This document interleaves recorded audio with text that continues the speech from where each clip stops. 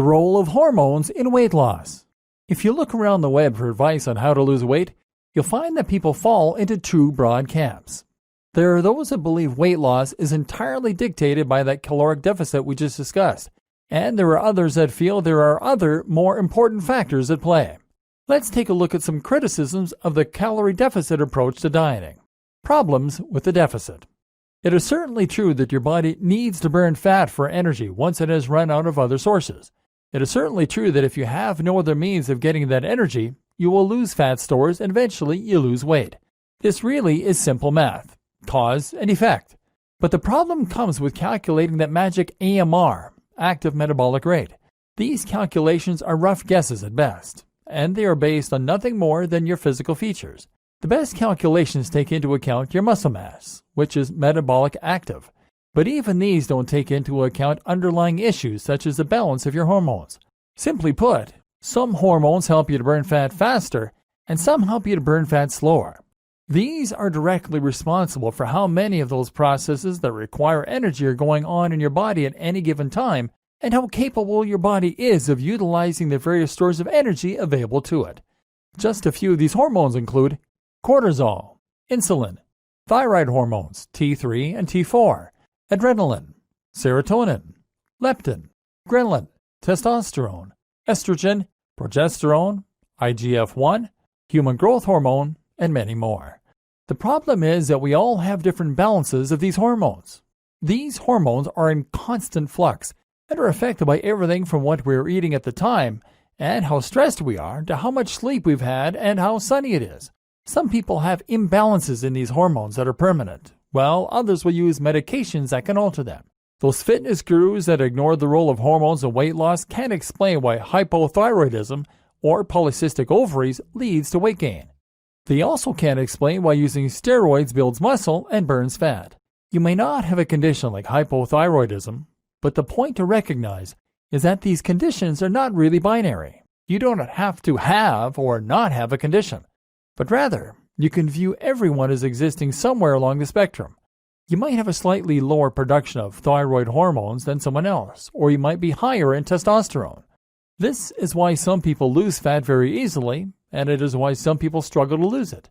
That's also why things tend to get harder for us as we get older, and it's why things get harder for us as we become more stressed and more tired. All of this upsets our hormone balance and puts our bodies into fat storage modes. The issue is not with a calorie deficit, but rather our ability to accurately calculate our own AMR. Not only that, but these hormones also play a very big role in why we struggle to lose weight. They make us hungry, low in energy, and depressed. And they contribute directly to fat storage around the midriff. This is before we take into account the fact that it is essentially impossible to calculate the precise number of calories burned. Heart rate alone is not a perfect correlate for calories burned, or the number of calories in any given item of food. You really think that every single apple has the precise same number of calories in it? Are you sure you're really adding precisely the same amount of sauce to your meals? Then there's another fallacy of the calories in-out diet, which is the notion that our calories somehow magically reset at the end of the day, that we can make sure we're in a calorie deficit on Monday and then start again on Tuesday. In reality, the buildup of calories is cumulative and can be carried over. And then there's the way that eating in itself can affect your hormonal balance and process the foods that are coming in. The cycles of the body. Not only does everyone have different balances of hormones in the long term, but we all also go through cycles where different hormones peak. This is useful information to know if you want to try and make it as easy as possible to encourage weight loss, because it means you can time your consumption of food to coincide with points when your metabolism is fastest. And you can try to diet the hardest at points when you're less likely to be hungry. For example, when you wake up first thing in the morning, your body is in a fasted state. This is simply because you have just gone the last 8 hours without eating anything, thereby meaning you have very low blood sugar. How does the body interpret this? It interprets it as danger.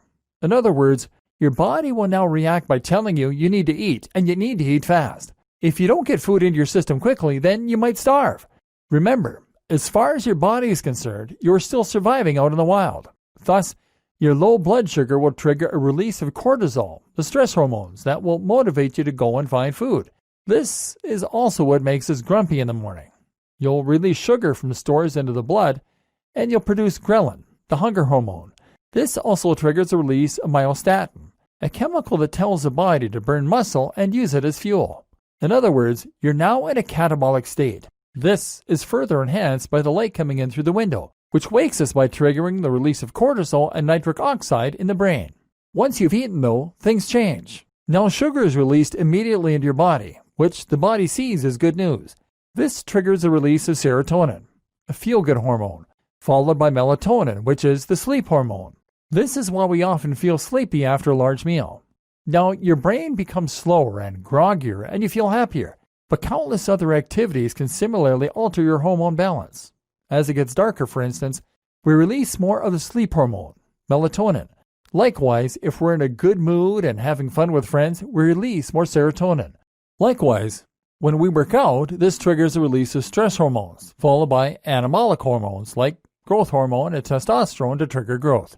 Ultimately, the body is constantly swinging between an on state called catabolic, or fight and flight, and an off state called anabolic, or rest and digest. When the body is hungry, harmed, or threatened, you become more alert and produce more stress hormones. At this point, you burn your energy stores because you need to keep going. But when the body is relaxed or you've eaten a satiating meal, that's when you're more likely to store fat and build muscle. The issue is where the next huge factor comes in: lifestyle. We'll look at that in the next video. But first, the roles of carbs and fats. As mentioned, the timing of your food and the way you eat can have a big impact on your hormonal balance. Likewise, the hormonal balance can have a big impact on the way that you're eating. For example, if you eat first thing in the morning, you break your fast. That is to say that you take yourself out of a catabolic state where the body is desperate for food and is burning fat. And some people will then try to extend this catabolic state for as long as possible as a trick to burn more fat. They might even engage in something called fasted cardio, which means that they'll work out first thing in the morning, before breakfast, so that the only thing available to burn is stored fat. Another trick is something called carb backloading. Here, you engage in intensive exercise designed to deplete the glycogen stores. Then you consume carbs, and as a result, they will be more likely to be stored in the muscle cells rather than being stored as fat. But the technique that most people are interested in is to avoid simple carbohydrates altogether. Simple carbohydrates are any carbs that release their energy immediately into the blood. These tend to be the sweetest carbs like sugar, cake, and white bread. By eating these, you cause a sudden spike in blood sugar, which triggers the release of insulin and puts your body into a fat storage mode. If you avoid these simple carbs, however, then you can maintain more of an equilibrium and thereby prevent your body from storing the energy. Instead, you'll simply be replenishing your blood sugar as it is being used up. This is the objective of many low-carb dieters, who will instead rely on complex carbohydrates and fats, which digest much more slowly and therefore release sugar into the blood at a slower rate as well. Some low-carb dieters and fasters will go even further to try and reduce blood sugar to the point that the body begins producing an alternative energy source, ketones. Do you need to worry about this? Is any of it relevant for losing your belly? Don't worry. Everything will be explained into a simple-to-follow program very shortly.